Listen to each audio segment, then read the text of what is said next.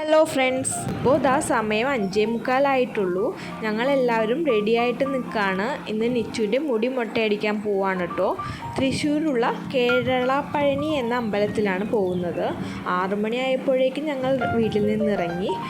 അച്ഛനും അമ്മയും വരുന്നുണ്ട് കേട്ടോ. അപ്പോൾ അവരെയും കൂട്ടി ഞങ്ങൾ മാള വഴിയാണ് പോയത്. അപ്പോൾ പുത്തൻവേലിക്കര പാലമൊക്കെ കാണാൻ എന്ത് ഭംഗിയായിരുന്നു. ഫ്രഷ് എയറും ആയിട്ടൊക്കെ നല്ല രസമുണ്ടായിരുന്നു കാണാനായിട്ട്.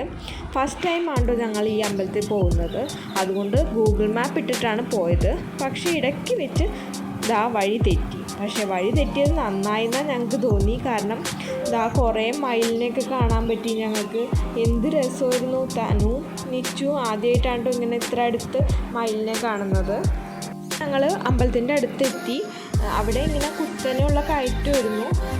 ഒരു മല പോലെ തോന്നിയിട്ടോ. അങ്ങനെ അവിടെ നിറച്ച് മരങ്ങളൊക്കെ നിൽക്കുന്നുണ്ട് രണ്ട് സൈഡിലും. അതുകൊണ്ട് നല്ല തണുപ്പൊക്കെ ഉണ്ടായി.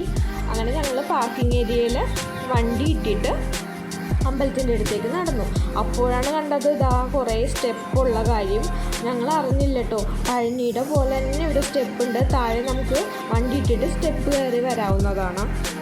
സ്റ്റെപ്പ് ഞങ്ങൾ പിന്നെ കയറാമെന്ന് വിചാരിച്ചു. അപ്പോൾ ഇവിടെ നിന്ന് നോക്കിയാൽ തൃശ്ശൂർ മുഴുവനായിട്ട് കാണാം. നിച്ചുവിന് വലിയ പ്രശ്നമൊന്നും ഉണ്ടായിരുന്നില്ല കേട്ടോ. നിച്ചു ഇങ്ങനെ സ്റ്റെപ്പ് കയറിയും പറയും കളിക്കായിരുന്നു. അവൾക്ക് ഭയങ്കര ഇഷ്ടമായി. ചേച്ചിയുടെ ഒപ്പം കൈപിടിച്ച് ഇങ്ങനെ നടക്കുകയായിരുന്നു അവൾ. അങ്ങനെ ഞങ്ങൾ കൗണ്ടറിൽ പോയി ടോക്കൺ എടുത്തു. ടോക്കൺ എടുക്കാൻ എല്ലാത്തിനും കൂടി ഒരു 500 രൂപയായിട്ടോ ഇവിടെ.